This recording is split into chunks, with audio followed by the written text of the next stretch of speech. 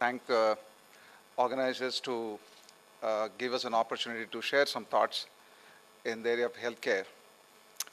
This is the first time having to discuss with an industry like electronics and semiconductor, because I've always dealt with healthcare professionals, health ministry, and to health insurance.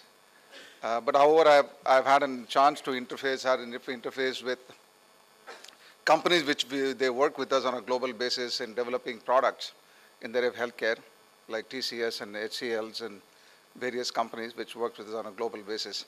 But I thought it's a great idea to just to share some thoughts in the area of what's happening in the healthcare industry in India and on a global basis.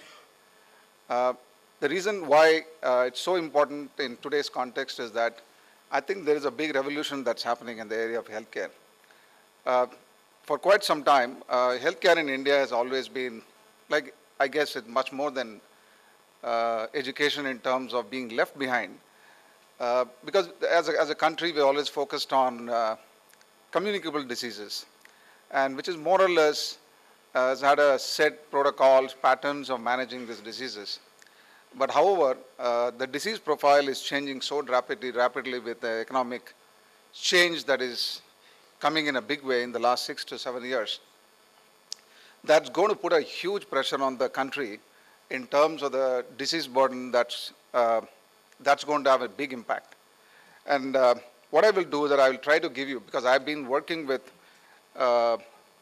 insurance companies for the last 4 years, because something similar to this, multi-stakeholder approach, because insurance companies were never looked at health insurance as something it's a separate animal as compared to car insurance or a theft and general insurance, because it is part of an insurance portal. But however, health and insurance are a separate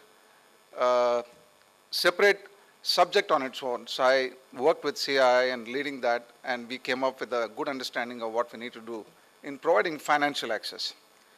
And today you are seeing a huge amount of change that the government is making in terms of providing financial access. Very interesting stuff that has happened in the financial access is the below poverty line program, which is called the Rashtriya Swasth Bima Yojana program, which is being run by Labor Ministry instead of run by Health Ministry. It's because of the fact that nobody could figure out finally the people who are getting affected are the laborers or the below poverty line. What I found, because I had a chance to be part of the industry representative, a phenomenal amount of electronics that started playing. One could even never imagine that a smart chip that could be used to make a huge difference to over the kind of plan that Prime Minister envisaged is the fact that because of the healthcare, one episode, many people go below poverty line. And we need to prevent that from happening by providing a cover of at least 30,000 rupees. That's what they found out. And an average a person spends if he or she is suffering from a healthcare cost. And this whole information technology that has been used in this scheme is truly amazing. And I never realized that, many of the multinational companies, we all work on a global basis, but there's a big revolution that is being done by this ministry in terms of providing to a common man, a person who can't read and write, and he doesn't even have what it takes to manage the funds because in a below poverty line, getting a card in that person's hand and making sure that there is a broadband is provided at the level where this person go and getting an access. Large number of nursing homes and hospitals are provided this facility where in a swipe of the card with a thumb imprint, the information is passed on that this person is the real person who requires a healthcare treatment. And then at the back end, the information is passed on to the insurance companies. And once a procedure is done and the entire payment is done. Now, nowhere else in the world we have seen this kind of impact that electronics or the information technology has happened.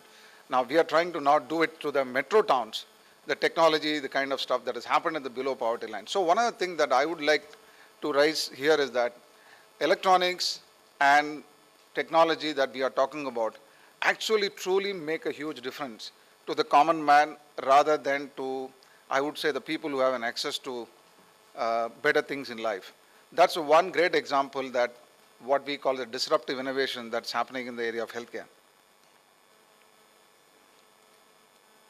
Do manual. Okay, next slide. Uh, so if you look at about $41 billion, 3 times the growth of in this decade in the healthcare industry. It's a big, there's a big groundswell that's happening in the area of healthcare industry. What we are seeing is only 1% of the GDP is being spent by the government. About 3% is spent by the private. This is the only country where the private healthcare industry is putting, talking about over 5,000 urban towns will need healthcare. Today, when I said healthcare in a sense, I think the private healthcare, the primary healthcare is definitely great because I've had a chance to travel quite a bit to see. I don't think we have an issue with the primary healthcare. It is the secondary and tertiary care where we are going to see a lot of disruption that's going to happen. 46% of the patient in tier 2 and tier 2 and 3